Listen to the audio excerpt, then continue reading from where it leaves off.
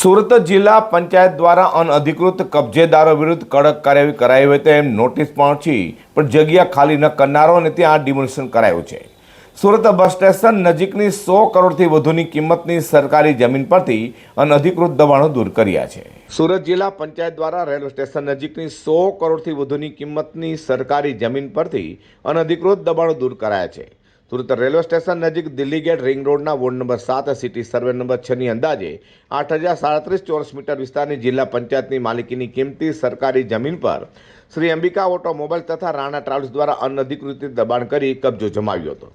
Notice આપ્યા પછી પણ જગ્યા ખાલી ન કરતા દબાણો જિલ્લા પંચાયતે ડિમોલિશનથી તોડી પાડ્યા છે. આ જમીન જિલ્લા લોકલ બોર્ડ સુરતની હતી. ત્યારબાદ વર્ષ 1961થી જિલ્લા લોકલ બોર્ડનું વિસર્જન થતાં આ મિલકત હાલ જિલ્લા પંચાયત હસ્તક છે. વર્ષ 1960ના અરસામાં ઉપરોક્ત પેઢીઓના જમીન માત્ર 7 વર્ષ માટે લીઝ પર અપાઈ હતી. મુદત પૂરી થતાં જિલ્લા પંચાયત સુરતના કમ્પેટન્ટ ઓથોરિટી દ્વારા જમીન ખાલી કરવા અલગ અલગ નોટિસ અપાઈ હતી.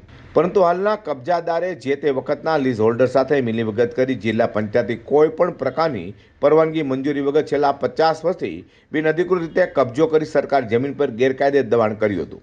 આ દબાણો દૂર કરવા જિલ્લા પંચાયતે કાર્યવાહી શરૂ કરવા દબાણકર્તા કોર્ટમાં ગયા હતા, જેમાં જિલ્લા પંચાયત અસરકારક બચાવ કરતા નામદાર કોર્ટે જિલ્લા પંચાયતની તરફેણમાં કેસનો ચુકાદો આપ્યો હતો.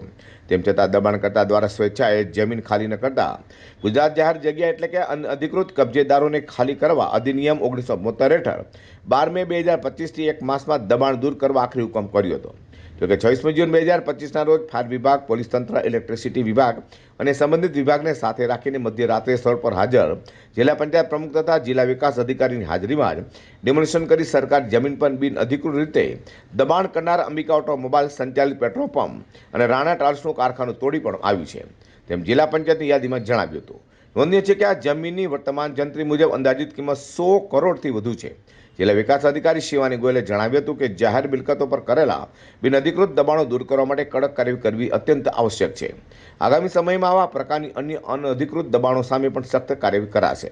જિલ્લા પંચાયત પ્રમુખ ભાવિનીબેન પટેલે જણાવ્યું હતું કે જ્યુડિશિયલ બાબતના કારણે ઘણા દાયકાથી આ બિનઅધિકૃત દબાણ દૂર કરવાની કાર્યવાહીમાં સફળતા મળી નહોતી, પરંતુ આજે લાંબા સમય બાદ દબાણ દૂર કરાયું છે અને જિલ્લા પંચાયતની કરોડો રૂપિયાની બિનઅધિકૃત દબાણ દૂર કરવાની કાર્યવાહીમાં સફળતા મળી હતી.